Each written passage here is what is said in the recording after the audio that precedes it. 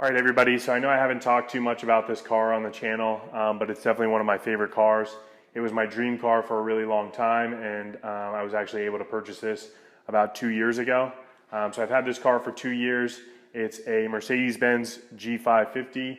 I have about 32,000 miles on it, and I absolutely love it to death. It's an awesome car. It's fun to drive, and it's everything I dreamed about. So I don't drive it too often. I usually drive it maybe 1 or 2 times a week, but when I do, I always enjoy it. I haven't modified it mechanically, but I've done some stuff cosmetically that I'll kind of walk you through and give you a tour. If you guys want more in-depth videos on how I did certain things, just drop down in the comments below and let me know, and I'll make a video about that specific item. So obviously one of the first things I did when I got this car is, so I still have them, it had the AMG wheels on it, but I actually wanted something that had more spokes than the AMG, so I still have those, but I put these TSWs on it, and I believe there's 1/2 inch spacer on them, and then I just have some painted black, gloss black Mercedes logos on there.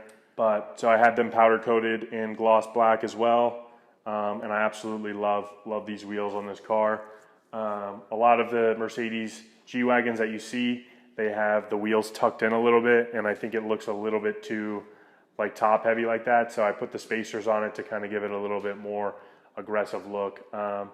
Outside of that, a lot of what I've changed is the lights. So they have halogen bulbs on the side markers and the turn signals. So you can see now it has the LED side markers, it has these LED kind of day running lights, and then the turn signals here, if you saw them flash, those are also LED. So the ones that were on here were kind of like getting a little bit patinaed, so I took them off, got these clear ones with the day running lights on it. I'm very happy with those. So we'll go to the back to show the rest of the modifications. So same thing down here, we have the LED nighttime running lights. So those were also halogen when I bought it, and it just kind of really dates it.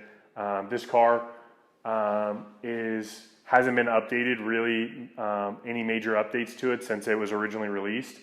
They made some updates to the interior, but the exterior of the car was basically the same as what they had been running since the early 2000s. So this kind of updates it because it's a much newer model, and it has a newer interior, so I wanted to update that. And then also I did the same with the taillights.